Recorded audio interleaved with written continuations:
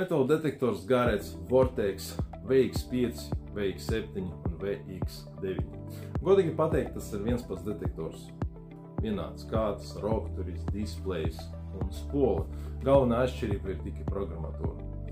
Protams, dziļums viņš ir atkarīgs ne tikai no jūtības, tā ir frekvence, ātruma regulēšana, diskriminācija. Un, piemēram, versija VX5 jums nebūs tur pilns diapazons ar ātrumu, ar frekvencēm un ar to pašu diskrimināciju. Tas nozīmē, ka VX9 ņem dziļāk nekā VX7 un VX5.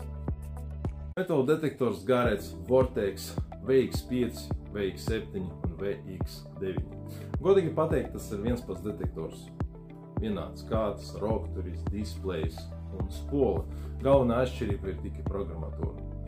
Protams, dziļums viņš ir atkarīgs ne tikai no jūtības, tā ir frekvence, ātruma regulēšana, diskriminācija. Un, piemēram, versija VX5 jums nebūs tur pilns diapazons ar ātrumu, ar frekvencēm un ar to pašu diskrimināciju. Tas nozīmē, ka VX9 ņem dziļāk nekā VX7 un VX5.